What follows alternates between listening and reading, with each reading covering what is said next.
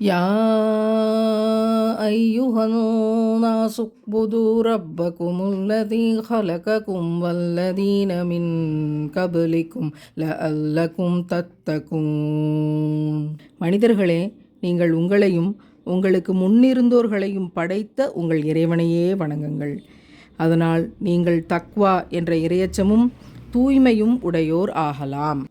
இப்னு Abbas ரலியல்லாஹு அன்ஹு அவங்க என்ன சொல்கிறாங்க அப்படின்னா, உங்களையும் உங்களுக்கு முன்னாடி இருந்தோரையும் படைத்த உங்கள் இறைவன் ஒருவனே என்று நம்புங்கள்.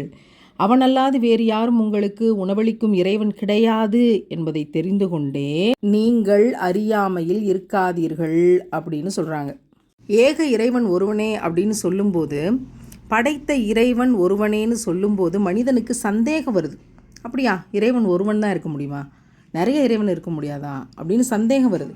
அப்போது அரபு கிராமவாசி ஒருவரிடம் இறைவன் இருக்கிறான் என்பதற்கு என்ன ஆதாரம் அப்படின்னு கேட்கப்பட்டது. அவர் சொன்னார், அல்லாஹ் தூயவன், என்ன ஆச்சரியம். ஒட்டக சாணம் எதை காட்டுது அப்படின்னா, அந்த பக்கத்தில் ஒட்டகம் ஒன்று இருக்குது அப்படிங்கிறதையும், அதனுடைய பாத சுவடுகள் எதை காட்டுது அப்படின்னா, அங்கே நடந்து போன ஒரு உயிர். அது மனிதனுடைய கால் தடமாக இருந்தால் மனுஷன் நடந்து போயிருக்கான், ஒட்டகத்துடைய காலடி தடம் இருந்தால் ஒரு ஒட்டகம் நடந்து போயிருக்கு அப்படிங்கிறத அந்த காலடி சுவடுகளே காட்டும்போது, விண்மீன் நிறைந்த வானமும் அகன்ற பாதைகளை கொண்ட பூமியும் அலைகள் ஆடும் கடல்களும் கைதேர்ந்த நுட்பமிக்க இறைவன் ஒருவன் இருக்கிறான் என்பதை உங்களுக்கு அறிவிக்கவில்லையா அப்படின்னு கேட்டாராம். பக்ருதீன் அர்ராசி ரஹ்மத்துல்லா அவங்க சொன்னாங்க, மனிதர்கள் பேசும் மொழிகள் வேறு வேறாக இருப்பதும் உயிரினங்கள் வெளியிடக்கூடிய ஒலிகள் வேறு வேறாக இருப்பதும் இறைவன் ஒருவன் உள்ளான் என்பதை உங்களுக்கு உணர்த்தவில்லையா என்று கேட்டார்கள். சில பேர் இமாம் அபு ஹனிஃபா ரஹ்மத்துல்லாஹ் அவர்களிடம் இறைவன் இருக்கின்றானா என்று கேட்டபோது அவர்கள் சொன்ன உதாரணம் மிக அழகானது. சரக்குகள் நிறைந்த கப்பல் ஒன்று, அதில் காவலர்களும் இல்லை, அதை செலுத்தும் மாலுமிகளும் இல்லை.